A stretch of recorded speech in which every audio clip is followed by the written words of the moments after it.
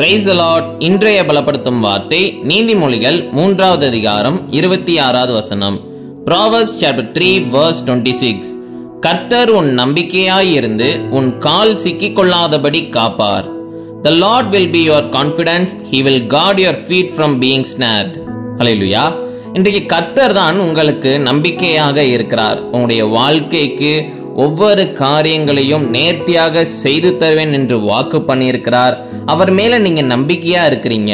வேதவசனம் சொல்கிறது, உங்களுடைய கால்கள் எங்கும் சிக்கிக் கொள்ளாதபடி அவர் காப்பார்.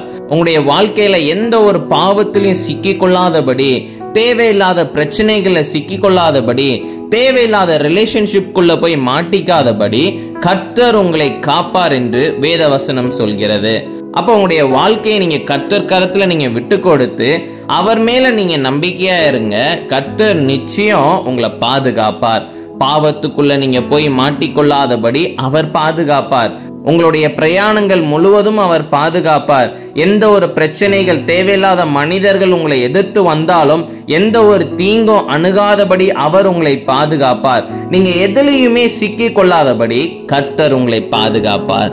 அதனால கர்த்தர்கிட்ட உங்களுடைய வாழ்க்கையை அர்ப்பணிங்க. கர்த்தர் மேல நம்பிக்கையாக இருங்க. கர்த்தரை நம்புங்க. கர்த்தர் ஒரு நாள் உங்களை கைவிட மாட்டார். அவர் உங்களை பாதுகாத்து வழி நடத்துவார்.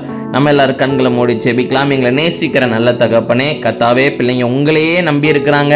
ஆண்டவரே, நீங்க தகப்பனே சபா பிள்ளைங்களுக்கு ஒரு காவல் வைங்க. எந்த பிரச்சனைகளையும் எந்த ஒரு பாவத்திலையும் சிக்கிக் கொள்ளாதபடி ஆண்டவரே பிள்ளைங்களை நீங்க பாதுகாத்து கொள்ளுங்க, வழி நடத்துங்க. இயேசுவின் மூலம் ஜெபிக்கிறோம் எங்கள் ஜீவனுள்ள நல்ல பிதாவே. ஆமேன், ஆமேன், ஆமேன். கர்த்தர் உங்களை பாதுகாப்பார். God bless you. Have a blessed day.